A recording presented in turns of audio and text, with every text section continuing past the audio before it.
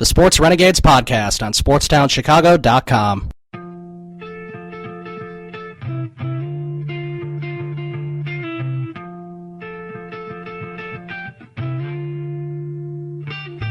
Back to Sports Renegades here on SportsTownChicago.com. I'm Ryan Stuprich.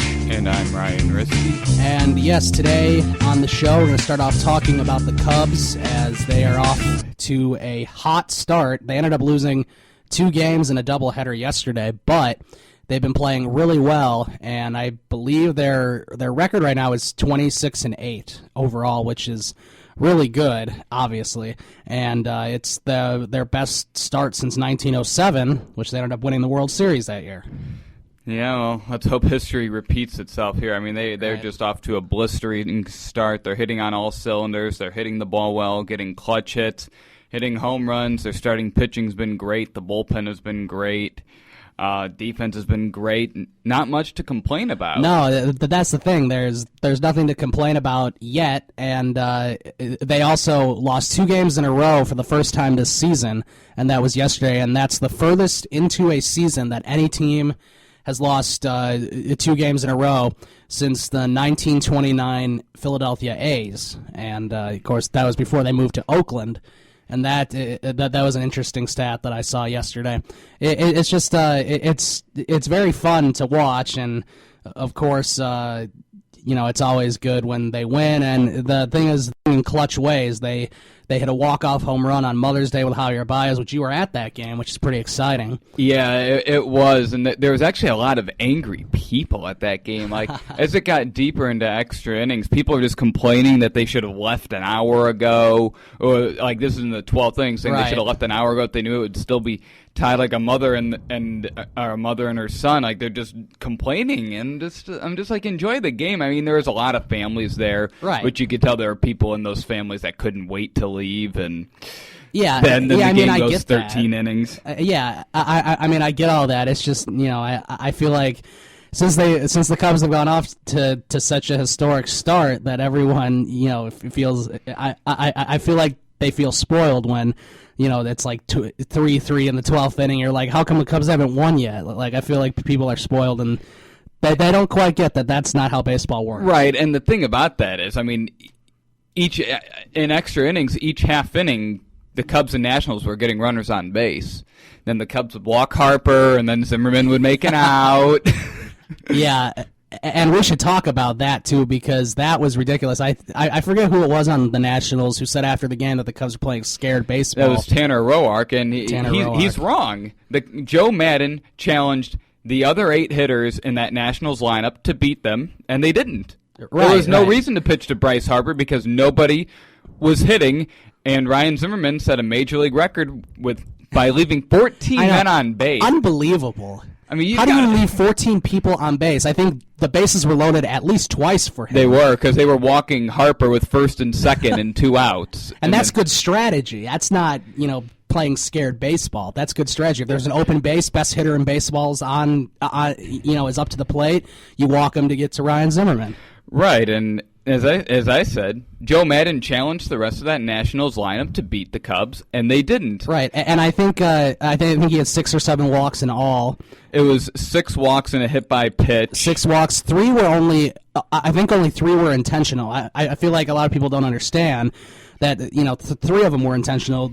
The other 3 technically weren't intentional. They were more the intentional walks. Like, don't give Harper anything good to hit. Zimmerman isn't going to do anything. Right, and that's what people do. I mean, gosh, imagine if it was 2001 again with Barry Bonds up. I mean, people walked him every time he was up, and he still hit a bunch of home runs, although he was on steroids. I don't think Bryce Harper's on steroids, hopefully not. Right, I mean, there were plenty of games Bonds was walked, like, intentionally 3 or 4 times, and then the at-bat he gets pitched to, he would hit a home run. Yeah, so, with Bryce Harper, and, it didn't seem like Harper was mad about it. No, I mean, it was funny. It's a good day. He's on base every time. 7 times, and his on-base percentage skyrocketed. And Anthony Rizzo said him and Harper were running out of things to talk about at first.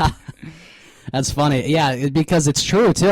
I mean, there's It's just, it's interesting that people can get mad about the silliest things. Right, and if you're Tanner Roark, you shouldn't be accusing the Cubs of playing scared baseball. You might want to talk to Ryan Zimmerman about leaving 14 men on base. Yeah, that was not good. Although I think it wasn't the next game, but I think the game after, he ended up hitting a 2-run homer. I think he had 2 home runs in that game against the Tigers, I think. Yeah, one of them was a solo.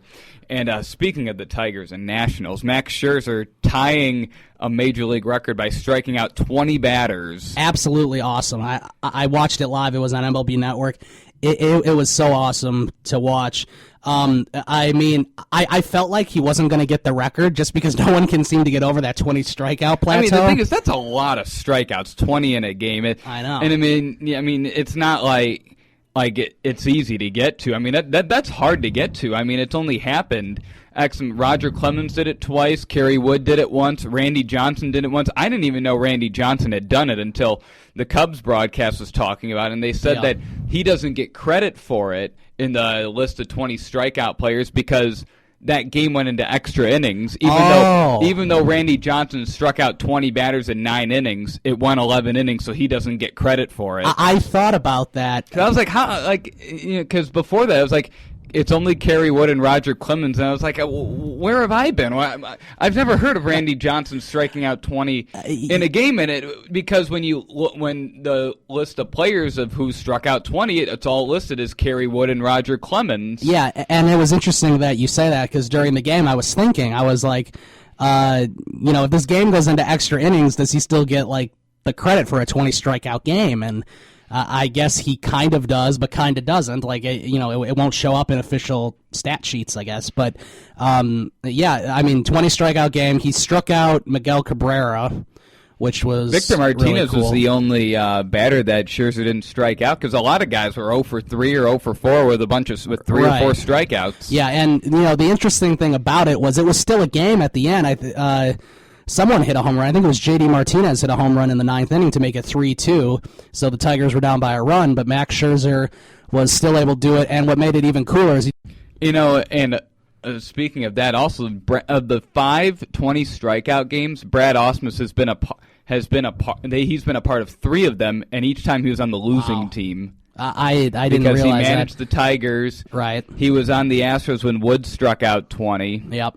And he was a part of another one. He was on the Astros for another one. I don't remember which, if it was Johnson's game or one of Clemens' 2 games. I'm assuming it was Clemens because he was on the Astros, but I guess it might not be.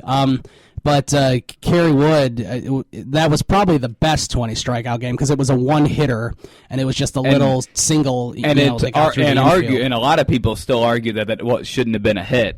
Right. A lot of people, to this day will tell you. But, it's very interesting. Max Scherzer's in an elite group. You would think, at least in this generation of pitchers, the person that would get 20 strikeouts would be someone like Clayton Kershaw or maybe now Jake Arrieta. Yeah, Kershaw definitely is one that you would expect. And the thing about Scherzer is it comes after a game that he gave up 4 home runs to the Cubs. Yeah, that's right. He got complete Cubs, and he threw 2 no-hitters last year. So, I mean, he is, I feel like sometimes we forget about him. He's one of the best pitchers in baseball. Right. He's probably, at least especially in the National League, he's got to be number 3, especially now that Zach Greinke's not doing too well in Arizona. You'd have to say Arrieta, Kershaw, and Scherzer are probably the 3 best pitchers in the National League. And then, of course, you got a couple Mets pitchers and Madison Bumgarner and stuff, too. Right, and then it's kind of funny when you speak of the best pitchers in the NL. I read an article after last season ended, and it said that the Cy Young race, in the 2015 Cy Young race between Zach Greinke, Clayton Kershaw, and Max Scherzer would have been the greatest race ever if it wasn't for Jake Arrieta. That's true, because all those numbers were more similar. Jake Arrieta was just on a completely different level, obviously, at the second half of 2015 and going into this year. And that's another thing, going back to Jake Arrieta's last start, people were even kind of mad that he gave up 3 runs. Only 2 were, and I still can't believe that Zimmerman doubled on the line. Bryant wasn't given an error because it looked like the ball just went off his glove. Yeah. He didn't dive or anything. It looked like a routine play. I didn't understand why that was why that wasn't an error. That first run should not have been earned either. Right, and I think you sent out the tweet when it happened. If 5 or 6 innings with 3 runs is how Jake Arrieta is how he pitches on a bad day, then I think we got it pretty good, which we do. Mm-hmm. Yeah, I mean, you almost take it for granted when he's on the mound. It's kind of like you already know they're going to win because, I mean, they haven't lost a Jake Arrieta start since the Cole Hamels no-hitter. Right, and that's a no-hitter. And then I forgot what the last time they lost a game that he pitched when the Cubs got a hit. I can't remember what that date was because it was probably back in early June. And yeah, I mean it would have to be in 2014. I mean in 2015 at some point. But yeah, I mean, it's been a long time. It's been definitely a game that you or I went to because whenever we'd go, he wouldn't have his good game. That is very true. Although that's changed now. Luckily, I was at 4 of his 6 losses last year. Right. I was at a couple. I did see one of his wins though, against the Giants. In August of last year. Yeah, so. I saw him beat the Cardinals in the playoffs and right. And of course, then he didn't have his best game either. No, and I saw him beat the Cardinals in July also. Cool. Yeah, it's crazy. And then also 3 out of the 4 top ERAs in the National League are from the Cubs, Arrieta and Lester. And I forget who third. Jason Hammel. But who's the other one on the list for the top 4? I don't remember. I don't think it's Kershaw. I think it's somebody else, isn't it? No, it's not. Is it Kershaw? It's not Kershaw. No, yeah, I don't remember who it is, but 3 out of the 4, and then it's been a crazy month and a half so far for the Cubs. They lost 2 in a row yesterday. No big deal. And the funny thing is, even though they finally lost 2 in a row for the first time all season, they have not lost on back-to-back days yet. Right, they have not lost on back-to-back days. I wonder when that streak will end, because it'll end at some point during the season. But hopefully, maybe that won't happen until June now or something. Do you want to take a guess at who that other National League leader in ERA is? I kind of know. It's on the tip of my tongue, but I don't remember. I glanced past it. Can you tell me what division he's in? The NL West. The NL West. Okay, and it's not Kershaw. It is not Kershaw. Oh, it's a lefty pitcher. It's the guy on the same team though, right? That Kenta Maeda. Nope. No.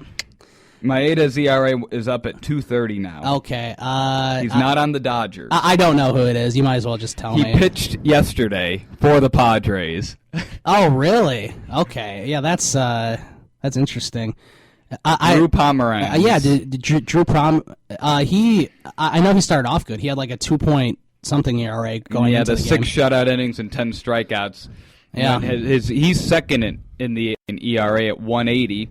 While Jake Arrieta comfortably sits at first with a 1.13. Right. I have a feeling that at the end of the season he's also going to be leading in ERA. So. Yep. The guy that's closest to Arrieta has a 1.38 ERA. Okay. And he pitches on a team in the same city.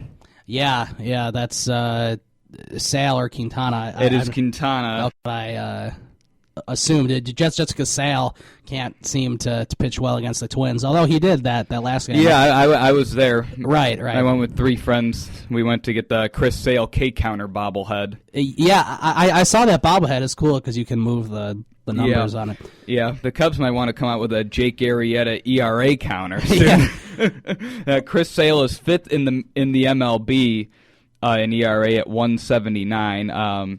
Chicago pitchers own 5 of the top 9 spots in the MLB in ERA, and as we said earlier, Arrieta, Hammel, and Lester for the Cubs, and then Sale and Quintana for the White Sox. Yeah, that is just crazy. And we'll talk about the White Sox next, but we're going to take a break right now. We'll come back and we'll talk about the White Sox and the hot stuff and the hot start that they are off to. You're listening to the Sports Renegades, SportsTownChicago.com. The Sports Renegades podcast on SportsTownChicago.com.